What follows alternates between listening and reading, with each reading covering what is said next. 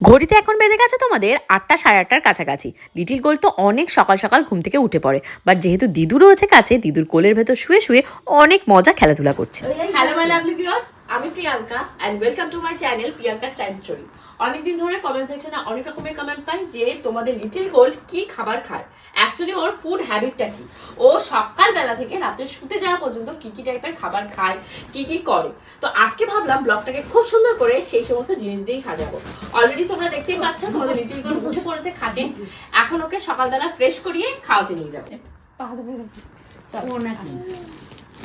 Basically সকালবেলা ঘুম থেকে উঠতে উঠতে এক একদিন এক এক রকমের হয়। যার যার বাচ্চা আছে তারা তো জানো যে বেবিদের ঘুমের কোনো ঠিক ঠিকানা থাকে না, একদিন আধা ঘন্টা আগে আধা ঘন্টা পরে। তো এক্স্যাক্টলি এখন তোমাদের ঘড়িতে বেজে গেছে 9:30টার কাছাকাছি।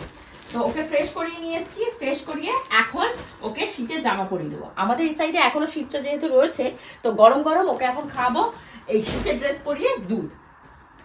সকালবেলা আমি লিটিলকে হালকা টাইপেরই খাবারটা দিই, তারপর আস্তে আস্তে যতটা দিন বাড়তে থাকে দিনের সাথে সাথে ভারী ফুডগুলো যে সলিড ফুড হয় সেগুলো ওকে দিতে থাকি অ্যাড করে। তোমরা তো সবাই জানো তোমাদের লিটিল গোল্ড এখনো ব্রেস্ট ফিড করে, আর সত্যি কথা বলতে কি মায়ের দুধের থেকে ভালো কোনো ফুডই হয় না একটা বেবির জন্য। কিন্তু বয়স যত ওর বাড়বে তত ওর ফুডের চাহিদাটা বাড়বে। আমার ব্রেস্ট মিল্ক সমস্ত জায়গায় নিয়ে গিয়ে সব লোকেশানে তো খাওয়ানো সম্ভব নয়। তো এটা কিন্তু খুব বড় একটা চ্যালেঞ্জ ছিল আমার কাছে, কিভাবে আমি আমার ব্রেস্ট মিল্ক থেকে আস্তে আস্তে ওকে শিফট করেছি এই ফর্মুলা মিল্কে। তো ফার্স্টে যেটা মর্নিংয়ে আর্লি মর্নিং আমি ওকে হালকা দুধ দেওয়ার চেষ্টা করি। সময়ের সাথে সাথে আমার বুকে দুধের পরিমাণও কমে যাচ্ছে, কিন্তু ওর খিদেটা তো বেড়ে যাচ্ছে। তো সেই খাতিটা পূরণ করার জন্য অবশ্যই কিন্তু ফর্মুলা মিল্ক দেওয়া উচিত। আমাদের কোশ্চেনে কমেন্ট বক্স ভরে যায় যে প্রিয়াঙ্কা দি গোল্ডকে কি ফর্মুলা মিল্ক খাওয়া। তো বেসিক্যালি গোল্ড হওয়ার পর থেকে গোল্ডকে আমি ডেক্সোল্যাক খাওয়াই।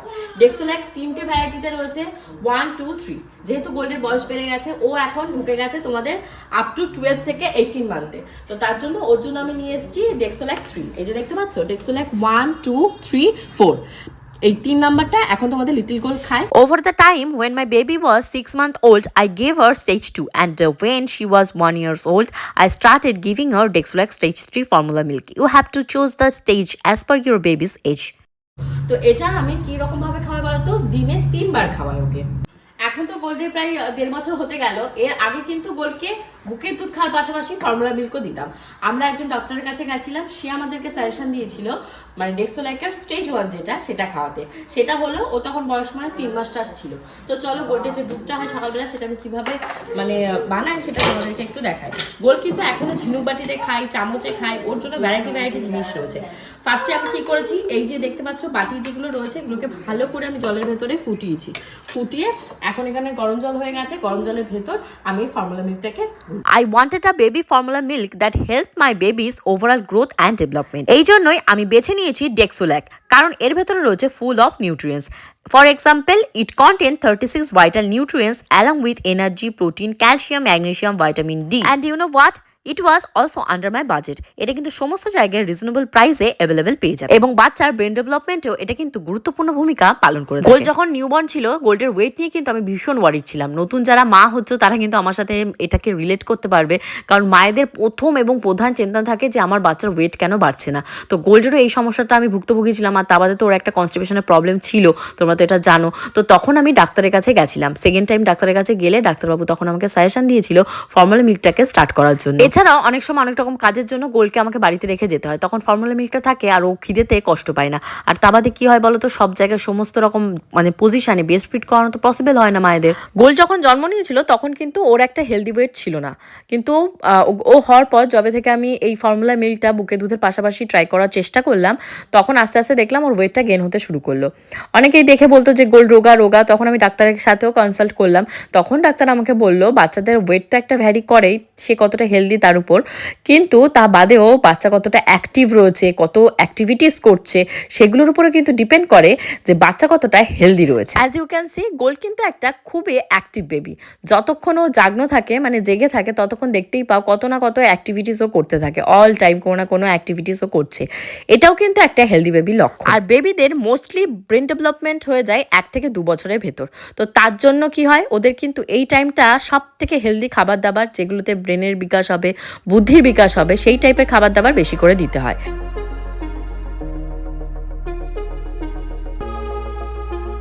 বুদ্ধির বিকাশটা খুব দ্রুত হয়। তোমাদের সাথে গল্প করতে করতে গোল্ডের খাওয়াটাও হয়ে গেছে, আর এখনো ঢেকুরও তুলবে। বাচ্চাদের খাওয়ানোর পর ঢেকুর তোলাটা কিন্তু খুব ইম্পর্টেন্ট। আর এই যে ফর্মুলা মিল্কের সাথে আমি যে জিনিসগুলো মিশিয়ে খাওয়াই, এতে কিন্তু খুব তাড়াতাড়ি ওর ডাইজেশনটা হয়। ডাইজেশন ভালো হলেই ওর কনস্টিপেশনের প্রবলেমটা থাকবে না, পটি একদম ঠিকঠাক মতন হবে। এই যে দুধটা রয়েছে ফর্মুলা মিল্ক, এটা খাওয়ার পর সব থেকে বেস্ট পার্ট কি বলতো, ও কিন্তু কোনোদিনই আন্ডারওয়েট ছিল না, আবার ওভারওয়েটও ছিল না, একদম পারফেক্ট ও গুড হেলদি ওয়েট ছিল ওর একটা, যেটার জন্য কোনো সময় মানে রোগ টোগ ওর মানে যেগুলো হয় না ঠান্ডা কাশি এগুলো কম হতো। বেবিদের মানে ওয়েটটা যদি ঠিকঠাক থাকে তাহলে বেবিরা মানে রোগে কম পড়ে। তো ওর যেটা এইটা খাওয়ার পর যেটা হয়েছে এই ডেক্সোল একটা, ওর হলো যেটাকে বলে কনস্টিপেশন একটা প্রবলেম ছিল ও হওয়ার পরপরই। তো তখন ও এই যে ফর্মুলা মিল্কটা এটা খাওয়ার পর ওর স্টুল যেটা পু পটি এগুলো সমস্ত নর্মাল হয়েছে, আর ওর হজম শক্তিটাও খুব বেড়ে গেছে। দেখেছে ওর শক্তির সাথে আমি পারছি না। ওরে বাবা, ওরে বাবা, ওরে বাবা, ওরে বাবা, ওরে বাবা, দেখেছো এই দেখো।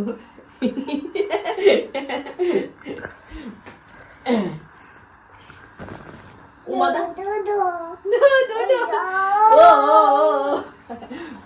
উমাদা উমাদা উমাদা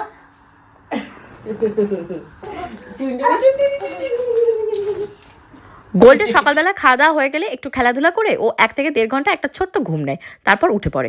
মিডওয়াইল আমি কি করি, ওর দুপুরবেলা যে খাবার প্রিপারেশন সেইগুলোকে রেডি করে নিই। তো এখানে দেখতে পাচ্ছ সবজি কাটা হয়ে গেছে, এখানে আপেল রয়েছে, আর যেহেতু শীতকাল রয়েছে অনেক ভ্যারাইটি সবুজ সবজি থাকে যেগুলো ওর খাবারে আমি ইউজ করি। বিনস থাকে, মটরশুঁটি থাকে, মিষ্টি আলু থাকে, তারপর নর্মাল যে পোট্যাটো হয় সেই পোট্যাটো থাকে, ক্যারট থাকে, পালং শাকের লিফ থাকে, এই সমস্ত দিয়ে আমার খাবারটাকে বানাই। এবার তোমরা কিন্তু বলতে পারো যে প্রত্যেক দিনই কি এইটা দাও, না প্রত্যেক দিন এটা দিই না, অল্টারনেটিভ দিই। কোনো দিন ধরো কোনো সবজি থাকলো না তখন সেটা দিলাম না। আর সব থেকে যেটা দিই সেটা ইম্পর্টেন্ট, সেটা হলো চাল এবং ডাল। ও ঘরে সিদ্ধ চালও দিই, কোনো দিন গোবিন্দভোগ চালও দিই, আবার কোনো দিন বিরিয়ানি চালও দিই। 3টে চালই ঘুরিয়ে ফিরিয়ে দিই, কিন্তু সব থেকে যেটা আমার চোখে পড়েছে সেটা হলো গিয়ে ও গোবিন্দভোগ চাল যেটা হয় সেটাও সহ্য করতে পারে। এর ভেতরে আমি পরিমাণ মতন দিই লবণ, হলুদ, চিনি, একটু খাবার তেল যেটা সেটা, বাটার, গোলমরিচের গুঁড়ো, এগুলো দিয়ে আমি ওর খাবারটাকে পুরো রেডি করি। আমাদের লিটিল গোল্ডের এখন স্নান টান সমস্ত হয়ে গেছে, এখন ও দাদুর সাথে যাবে নিচে একটু ঘুরু ঘুরু করতে। দুপুরবেলার খাবারটা আমি ওকে দেওয়ার চেষ্টা করি 2টোর ভেতর, কিন্তু কোনো দিন আধা ঘন্টা এদিক ওদিক তো হবেই, কারণ আমি সিঙ্গেল মাদার বলি, আমার কাজের মহিলা নেই। তো এই প্রেসার কুকারে সিটি দেবো আমি 10 থেকে 12টা, আর এর ভেতরই ওর মাছ টাছগুলো দিয়ে দিয়েছি। মাছের পাশাপাশি আমি কিন্তু প্রত্যেকদিন ওকে একটা দেশি মুরগি কি পোল্ট্রি মুরগি দেওয়ার চেষ্টা করি, তাতে কি হবে ওর কিন্তু ব্রেনটা ভালো ডেভেলপ হবে। ঘড়িতে এখন বেজে গেছে তোমাদের প্রায় 3:30-4টের কাছাকাছি। লিটিল গোল্ডের দুপুরের খাবার দাবার হয়ে ও 1 থেকে 1.5 ঘন্টা এরকম ঘুম দেয়। ঘুম থেকে ওঠার পর ও একটা ফ্রেশ ফিল করে। ঘুম থেকে ওঠার পর তোমাদের লিটিল গোল্ড ওর দাদু এবং দিদুর সাথে একটু খেলাধুলা করে, আর ছুটির দিন হলে তো খুবই মজা, ওকে নিয়ে পার্কে ঘুরতে চলে যায়। ওখানে ঘন্টা 1.5 থেকে ওরা সন্ধে লাগলে বাড়ি ফিরে আসে, আর আসলে আমি কিন্তু ওকে আবার এই ফর্মুলা মিল্কটা দিই। ব্রেস্ট ফিড তো করাই, তার পাশাপাশি ফর্মুলা মিল্কটাও আমি ট্রাই করি for better growth and development. ঘড়িতে এখন তোমাদের বেজে গেছে সন্ধ্যাবেলা। সন্ধ্যাবেলাতে আমি গোলকে যেমন আমরা বাড়িতে যে টাইপের স্ন্যাক্স খাই, সেই স্ন্যাক্সে বিস্কুট টিস্কুট সমস্ত কিছুই আমাদের হাতে হাতে খাই, কিন্তু ওর পুষ্টির দিকে তো খেয়াল রাখতে হবে। তার জন্য সন্ধে লাগবে না লাগবে আমি ওর জন্য বানাই এই ডেক্সোল্যাক মিল্ক, যেটা ওকে এখন কিন্তু আমি আর ঝিনুক বাটিতে বা চামচে ইউজ করবো না, এখন ওর যে ফিটিং বটলটা রয়েছে এই বটলেই আমি গুলবো। আর এই বটলটাকে আমি খুব ভালো করে বয়েল করে নিয়েছি। গোল্ডের এই যে ফর্মুলা মিল্কটা গুলি আমি কিন্তু ঈষদুষ্ণ জল দিয়ে, জলটাকে আমি ধরো 10 মিনিট একদম মানে হাই ফ্লেমে ফোটাবো। ফোটানোর পর সেই জলটাকে ঢাকা দিয়ে রেখে দেবো আরও 10 থেকে 20 মিনিট। তারপর জলটা যখন হালকা হালকা ঠান্ডা হবে তখন কি করবো, এই ফ্লাক্সের ভেতর স্টোর করে নেবো। তাতে কি হবে, গোল্ডের কিন্তু পায়খানা, বাথরুম এগুলো সমস্ত ভালো থাকবে, পেটের সমস্যা কম হবে। আর ওর এই যে মানে যে ফিডিং বটল বলো বা খাওয়ার যে বাটি চামচগুলো, সেগুলো কিন্তু আমি সব সময় ভালোভাবে ফুটন্ত জলে ফুটিয়ে তারপরেই ওয়াশ করে ওকে খেতে দিই। আর তোমরা তো জানোই যে গোল্ডের একটা রূপোর বাটি রয়েছে, রূপোর থালা গ্লাস রয়েছে। এখনও যেহেতু ভাত মেখে খেতে শেখেনি তার জন্য রূপোর থালা গ্লাসে খাওয়াই না, বাট বাটিটা আমি অলওয়েজ ব্যবহার করি। তোমরা কিন্তু বাচ্চাদের জন্য যে মেটালের বাটিগুলো হয়, তামার বাটিও ইউজ করতে পারো, এগুলোতে ভালো থাকবে। তো দেখো গল্প করতে করতে গোল্ডের কিন্তু দুধটা ভালো করে গোলা হয়ে গেছে। আমি কিন্তু ওকে প্লাস্টিকের বোতলে খেতে দিই না, এই যে দেখতে পাচ্ছ স্টিল মেটাল, এই মেটালের বোতলে ওকে খেতে দিই। মা হয়েছে সব দিকে তো একটু খেয়াল রাখতেই হবে, আর বাচ্চার জন্য অ্যাজ আ মাদার আমি সবসময় চাই বেস্ট কোয়ালিটি ফুড এবং বেস্ট কোয়ালিটি জিনিসটাই ব্যবহার করতে। এসো মা, এসো এসো এসো। ওরে বাবা, ওরে বাবা, ওরে বাবা, দোদো, ইয়েস তোমার দোদো, এই নাও। সো দেখতে পাচ্ছ তোমাদের লিটিল গোল কতখানি হ্যাপি অ্যান্ড অ্যাক্টিভ। ও কিন্তু ভীষণই একটা অ্যাক্টিভ বেবি। তোমরা তো প্রত্যেক ব্লগে ফলো করেই থাকো আর কত কত কমেন্ট করো গোল কিভাবে এত অ্যাক্টিভ থাকে বলো তো। ওর খাবার যে কোয়ান্টিটি বা কোয়ালিটি বলো, এই সবগুলোই কিন্তু আমি সবসময় গুড কোয়ালিটি ফুডই মানে চয়েস করি, কারণ ওর খাওয়া ঘুম এগুলো যদি ঠিকঠাক মতন থাকে তাহলে কিন্তু ও অ্যাক্টিভ এবং হেলদি থাকবে। অ্যান্ড আমার ডাক্তার আমাকে তাই বলেছে, like 1 to 2 years baby need healthy and good quality food because at that time she grows first. আমি আমার মেয়েকে সবসময় ঘড়ি ধরে খাবার দেওয়ার মানে চেষ্টা করি, আর এটাই পছন্দ করি, আর সবারই তাই উচিত। এখন লিটল গোলকে দেব খিচুড়ি। এই খিচুড়িটা ওকে দুপুরবেলাতে একবার দিয়েছি, এখন যেহেতু একটু রাতের দিক হচ্ছে এখন একবার দেবো, আর রাতের বেলা ওকে একবার দেবো ফাইনাল ডেক্সোল্যাক। তো চলো এখন ওকে এই খিচুড়িটা খাইয়ে নিই। খিচুড়িটা কিন্তু আমি এখনো মিক্সচার মেশিনে পেস্ট করে দিই। অনেকে আমাকে বলে যে লিটল গোলকে এখন দলা দলা করে খাবার খাওয়ানো শেখাও, কিন্তু কি বলতো ও না এখনো গিলতে পারে না, দিলে বমি করে দেয়। তো এই টেন্ডেন্সির জন্য আমি ওকে এইভাবে পেস্ট করে দিই। তোমাদের কার কি সমস্যা আছে বলো তো বেবিদের, অবশ্যই কমেন্ট সেকশনে কমেন্ট করে যেও। তো চলো ওকে এখন এই খিচুড়িটা আমি খাইয়ে নিই। ওরা এখন ফটো দেখে আইডেন্টিফাই করতে শিখে গেছে কে কোনটা। এখন ঘড়িতেও বেজে গেছে অনেকখানি রাত, প্রায় 10:45-টার কাছাকাছি বাজে। 10টা বাজতে বাজতেই ওর ঘুম পেয়ে যায়।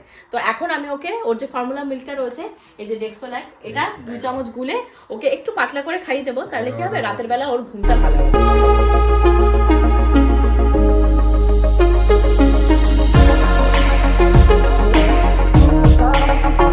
চা চা খাও, চা চা মা চা চা, নো নো না, হ্যাঁ হ্যাঁ হ্যাঁ, বেবি বেবি বেবি খায়। খাও খাও, হ্যাঁ খাও খাও তাড়াতাড়ি। বাচ্চারা যখন রাত্রে ঘুমোবে বেশি তখনই বাচ্চারা হেলদি থাকবে।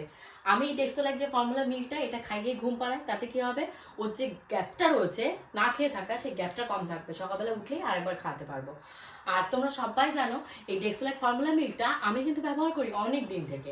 আমি পার্সোনালি এটা ভীষণই পছন্দ করেছি, কারণ এটা থেকে আমি এফেক্ট পেয়েছি। বাচ্চাদের no constipation, no gas, no vomiting এটা খাওয়ার পর। তো তোমরাও কিন্তু আমার মতন এটা ট্রাই করতে পারো।